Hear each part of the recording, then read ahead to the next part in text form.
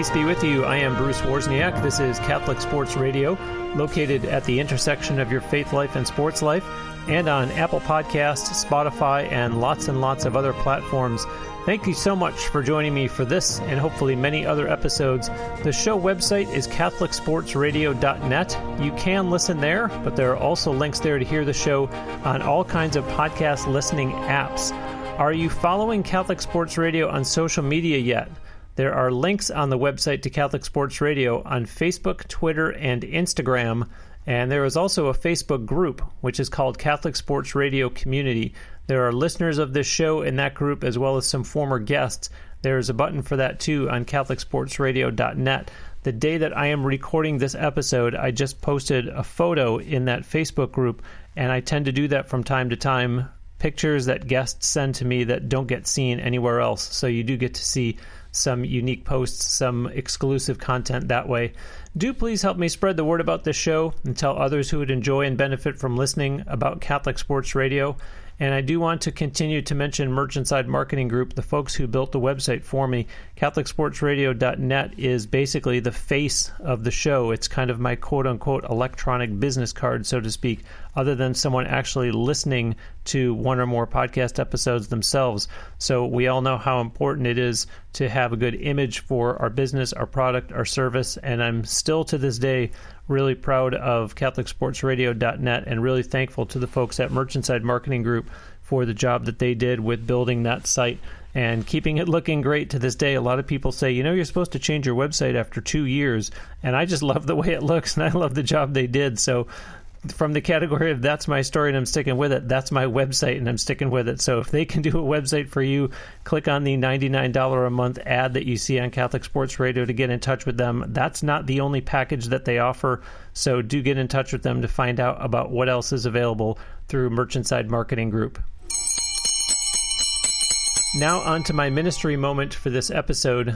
I mentioned on a previous episode of Catholic Sports Radio about the punishment that pitchers have been getting subjected to this season as Major League Baseball cracks down on foreign substances being used.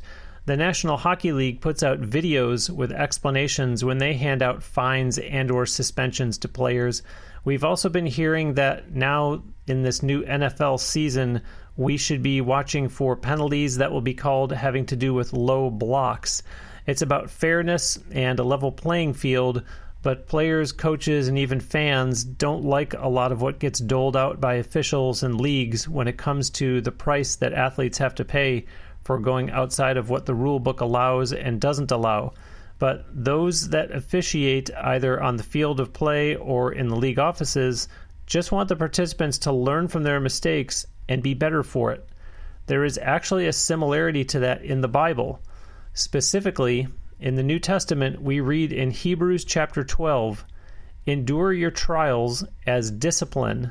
God treats you as sons. For what son is there whom his father does not discipline?" At the time, all discipline seems a cause not for joy but for pain, yet later it brings peaceful fruit of righteousness to those who are trained by it. Moving on now with this week's episode, my guest has been coaching at a tennis academy and after-school program in Southern California for over 5 years. He has had tennis coaching-related jobs over the years and had been a successful high school tennis player. His college degree is in psychology, and he has combined that with his passion for sports in launching a website where he publishes weekly posts about sports psychology for athletic success and mental health. He is also getting ready to launch a website called The Catholic Path, where he intends to publish weekly book reviews and blog posts. Welcome to Catholic Sports Radio, Jake Perez. Hi, Bruce. How are you? Good, Jake. Thanks for having me on the show. Yeah, you're welcome. Glad to have you here. Thank you. I mentioned that you coach at a tennis academy in Southern California.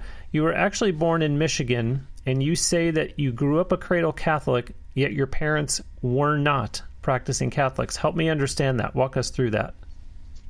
Yeah, so my parents weren't, I wouldn't really consider them practicing Catholics, especially my mom, but my dad took me to Mass with my brother and pretty much every week during the school year, not as much during the summer. So I guess our faith was not that important to us, but they still got us baptized and confirmed. So I'm very thankful for that. And my grandparents on both sides, they're actually very, very devout Catholics. So that helped a lot. Okay. And sports-wise, it sounds to me like even though tennis eventually became your sport, you were always playing something when you were growing up. Oh, yeah. Just as a kid, I just always had a ball in my hand, just playing with my friends in the backyard or at recess. And I was kind of introverted as a kid and it's kind of shy, so I wouldn't try and chase girls around like my friends. I would just try and stay in the gym or play as many sports as I could. Something to fill the time and keep you active. Yeah, just to fill the time, of course. Well, there's a nice story here that Jake has that is a good lesson for parents and their children to hear as it relates to it being okay to not strive to have a career playing sports. Jake, share with the audience about playing tennis in high school, but then making the conscious decision not to pursue it as a player anymore after that. Yeah, so I was pretty successful high school tennis player. I played #1 singles on my team. My dad was my coach, and for most schools in Michigan in tennis, it's not the most popular sport. So a lot of times you'll just have like one good player and the rest of the players aren't that good, and the #1 player doesn't really focus too much on the team, and they just care about themselves and trying to advance their career as much as they can. But for me, luckily, I had a lot of friends that decided to play tennis with me, and we had a really good team. And for me, it was about the team as much as it was for my individual accomplishments. So I really cared about our team doing as best as we can, and we ended up getting 3rd place at the state tournament my senior year. So for me, that was good enough for me. I had a great high school career and had a lot of fun, a lot of great memories. And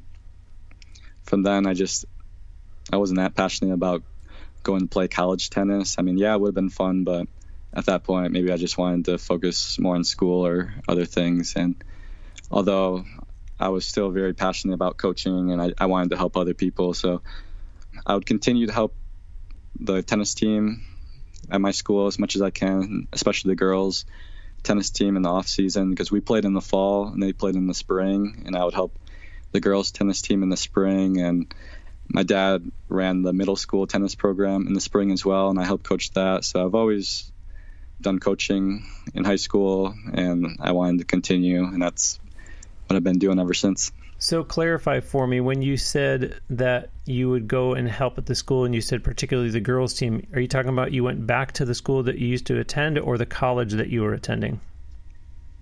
Oh, no, this is at the high school. So during the spring, during my off season, I would help the girls team and help practice with them and help kind of like a volunteer coach. Okay. And folks, as I said, you're hearing Jake say the reality of it was he just didn't really have enough flame burning inside of him to say, I am going to try to continue on with playing tennis in college. And yet he still turned it into, it doesn't mean I'm going to walk away from the sport. I can still participate from a coaching standpoint. And Jake, I think we all know that that is a difficult moment to get to when you have a lot of fun, you have a lot of success at a sport, but you have to look at yourself in the mirror and say, am I talented enough, quite frankly, to go on to play college tennis? And I think you're saying that you just kind of told yourself it wasn't something that you were going to continue to pursue. Yeah, I didn't regret that decision at all. And yeah, it's obviously worked out for me. So meanwhile, things got a little challenging in your personal life when you hit age 19. Share with the audience about some of the moving around that you started to do. Yeah, so when I was 19, my parents let me move to California. It's always been a dream of mine just to move to California and live there. And my dad's from California. That's probably why I had that dream. Anyways, so I went to school there at the University of California, Riverside. And at that point, maybe I wasn't mature enough to be by myself in a different state across the country. And I was a good student. It's just, I don't know. It wasn't a good time for me mentally and also spiritually, and combine that with financial issues I was having, at the time, I decided to drop out. And I moved to Tennessee, actually, because my brother was living in Tennessee at the time. And he let me stay with him for a couple months. And then I moved back to Michigan. And that kind of helped me get back on my feet. And during that time, I actually helped coach the girls' high school team at my old high school again. So that was good. But also, before I had left back to Tennessee and Michigan, I had gotten a tennis coaching job at an academy in Southern California.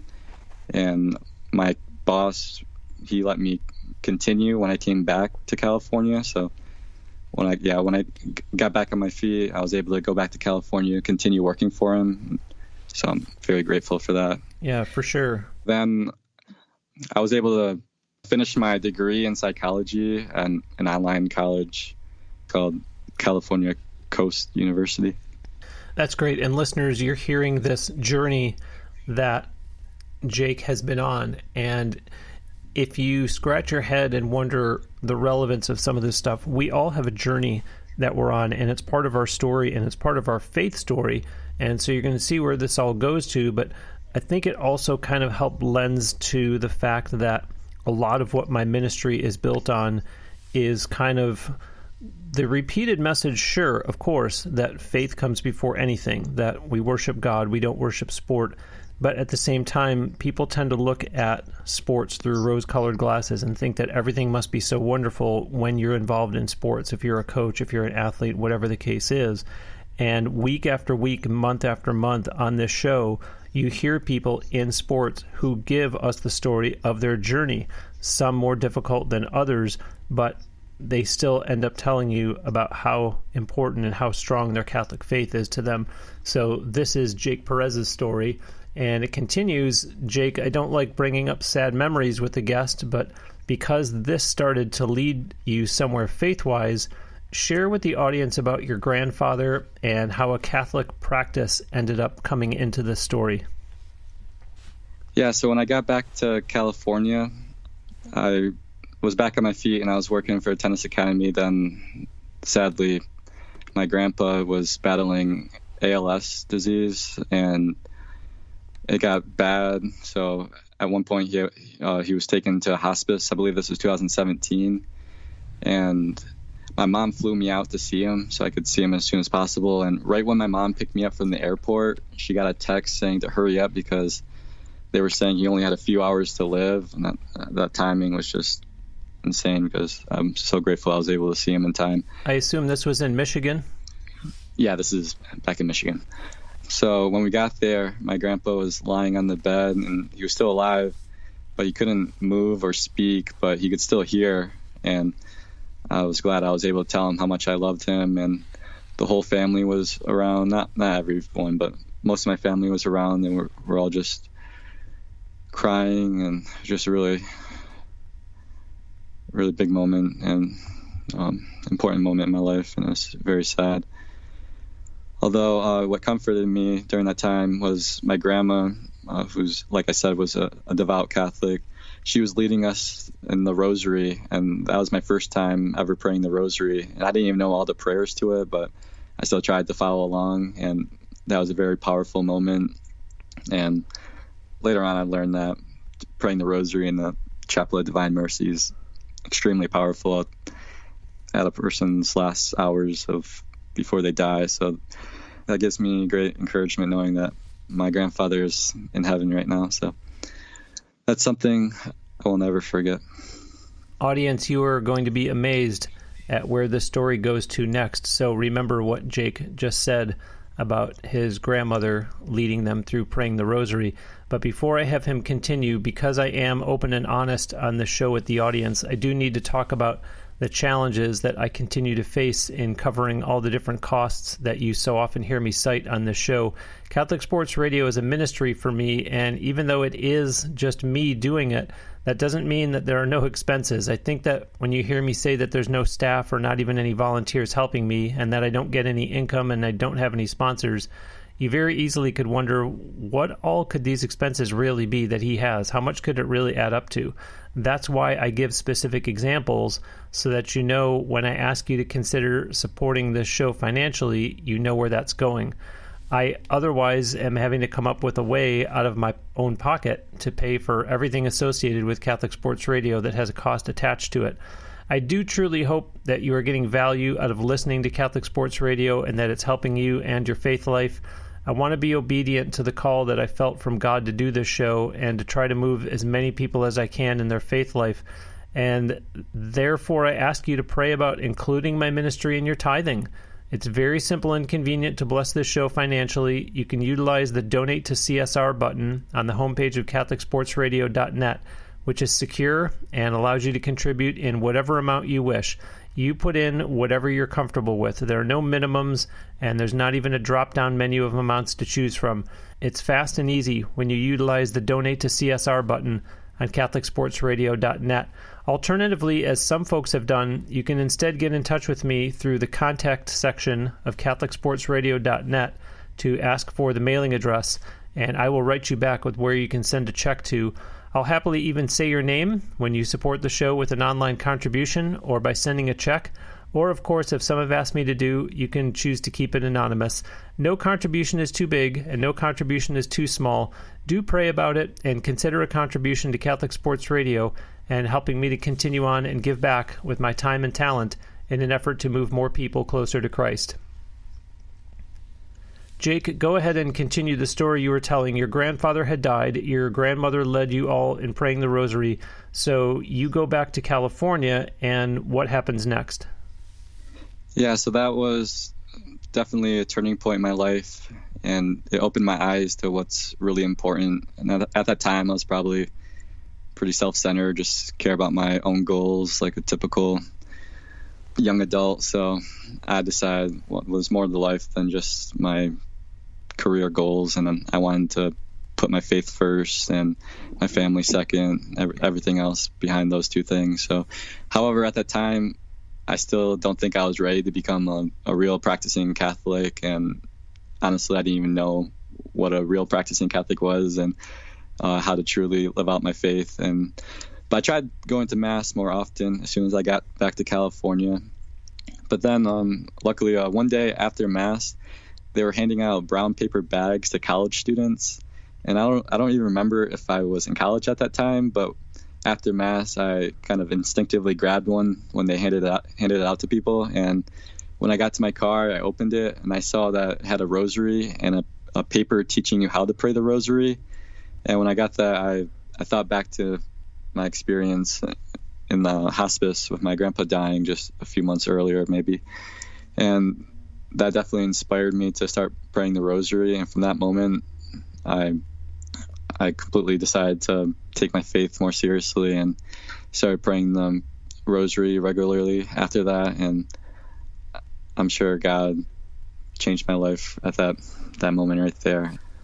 Yeah, absolutely. And audience, I want you to digest that for a moment. So he's in the hospital saying goodbye to his grandfather, and his grandmother, it could have been anybody. It could have been a priest that walked in and just delivered his own prayer. His grandmother decides to lead the family in prayer, and even more so, she prays the rosary, and Jake admits at that point he didn't even know all the prayers that the rosary consists of. And so he goes back, and when he's in California, decides, I've been moved enough to go back to church more, and they hand him this brown paper bag that he just takes because it's kind of a natural reaction, and what's in it, but not only a rosary, but instructions on how to do it. So that was just tremendously impactful, clearly. And I think it's also important that the audience knows, Jake, that you were dealing with loneliness during that time in your life too. Talk about what you were doing as a result of that, including what it ended up doing for your faith life. Yeah, so at the time, I think I was around like 24, and for a long time I had been wanting to date and wasn't really successful at that. I couldn't really find anyone, and that led to a lot of loneliness. And once I started taking my faith more seriously, I knew I wanted to specifically look for a Catholic girl to date. So that led me to looking for a Catholic dating website. I think it was CatholicMatch.com I used, and I tried it for 3 months and I didn't really have any luck. And I debated whether I should renew my subscription for another month, and I was like, oh, it's a lot of money, but I think I'll do it anyways. And shortly after that, I was able to find this girl to talk to, and that girl that I found on that website ended up becoming my wife, and we just got married less than a month ago. But the story goes on that in the dating phase, she was actually helping you go deeper into your Catholic faith, yes? Yes. Mm-hmm. Yes. So, yeah, I definitely could not have done it without her, but she's helped me advance in my faith life so much. And she came from a very devout Catholic family, practicing Catholics, parents, and she was about 4.5 years younger than me, but she seemed much more mature than me, and just seemed like a much better Catholic than me in so many ways. And she encouraged me to go to confession and to start reading Catholic books. And not only did I fall in love with this girl, but she helped me fall in love with God and the Catholic Church and my faith. And I'm really thankful for her. Outstanding. And it's a great example of where finding out that someone else is Catholic, all of a sudden, I don't want to say you let your guard down, but more so you become so much more relaxed, and it's something really significant that you have in common. Just like someone else out there, similar story in terms of Catholic faith being common to this person and Jake. I'm talking about more recent developments and bringing sports back around here, Jake, as well as your college degree. Mm-hmm. Share with the audience who I'm referring to about what you've been doing the last couple college football seasons. Oh, yeah. So I have this Twitter account called Sports Psych Tips that I've been doing the last 5-6 years or so. And I was able to grow a pretty big following on it. And I get a lot of college football players and college football coaches, not a ton, but a good amount of them, to follow me. And one of them that followed me a long time ago was Pat Narduzzi, the head coach of the University of Pittsburgh. And I was a fan of him because he used to coach at Michigan State, and I was a big Michigan State fan back in the day. So I just had messaged him one day. It's like, hey, would you be interested in any help with sports psychology? And he had studied sports psychology in the past in college, so he wrote back to me and said, yeah, of course. And from then on, this was 2.5 years ago maybe, and I began helping him with his team. And the last 2 seasons, I've been working with him, just kind of volunteer work, but just building a relationship with him and helping his team. And we'll text back and forth throughout the season and help each other. And I'll help him with getting his team mentally prepared for each game. It's been great. And another great thing about working with him is that he's Catholic, and that's another reason why we bonded. And it's great working with him, and I look forward to helping him another season starting up in a couple weeks. Fantastic. And you have a Twitter and an Instagram account that you are planning to extend into a companion website too, which I mentioned back in the intro. Share with the audience about that. Oh yeah, so after growing a somewhat successful sports psychology Twitter and website, I decided why not make an account for Catholic content. And I told my fiance at the time, and she thought it was a great idea, and we decided to do it together. And I was more involved in Twitter, and she's more used to Instagram, so we worked together that way. And our Instagram's actually definitely more popular than our Twitter. And what I do is I travel around Southern California. I'm fortunate enough to live in an area with a lot of Catholic churches and tradition here in Southern California, and I'll go around and take pictures of Catholic churches, and my wife and I will post them on our Instagram with captions of prayers. And I mean, it's just for fun, just to help people, just to share our faith. And along with that, we're starting a website where I'll be posting book reviews and other blog posts, and that's one of my passions, is just reading. And I've done so much reading for sports psychology, but the last few years I've been focusing just as much on Catholic books and saint books about Mary, just anything Catholic, and I'll write a bunch of book reviews on them. So I'm excited to finally post them on our website soon. Yeah, and that one is the Catholic Path, is what Jake is talking about. Yes. So you've mentioned her a couple times. I want to go back to, obviously, very, very, very important recent development. You recently participated in the Sacrament of Holy Matrimony. Share with the audience all about going through that.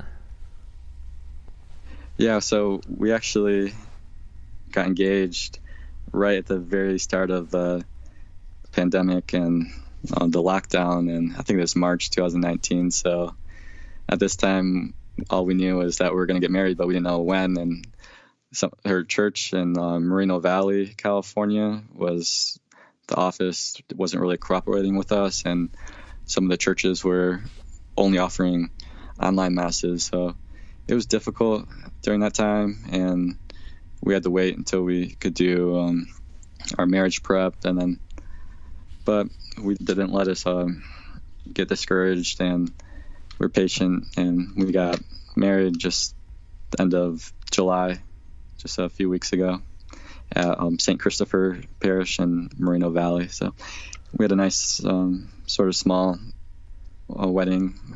Maybe like 10 people came from my family in Michigan, and maybe like 50 people came from her side in California. So we had a great wedding, and we had a great honeymoon in Tennessee in the Smoky Mountains. So that was very fun. Terrific. Well, congratulations to the two of you, and God bless you with everything that you're doing. Never mind tennis, but your great passion for the Catholic faith and the steps that you're trying to take to not only dive further into it yourself, but to bring more awareness to others. So thank you, Jake. It's been great having you on the show. I appreciate your time. Thank you, Bruce. And listeners, since Jake is a tennis coach, after all, we will close this week's episode with a prayer from the National Catholic Coaches Association, and we will do it together, of course, in the name of the Father, and of the Son, and of the Holy Spirit. Amen. From 1 Chronicles, so Nathan told David, "Do all that is on your heart, for God is with you." Father, help me coach my players in a way that develops confidence and enables them to compete at their best. Help me encourage them to do all that is in their hearts. Amen. In the name of the Father, and of the Son, and of the Holy Spirit. Amen. Thanks so much for listening. This is Catholic Sports Radio. Find more at catholicsportsradio.net, as well as on Facebook, Twitter, and Instagram. It is at Cath Sports Radio on all those, CATH, at Cath Sports Radio.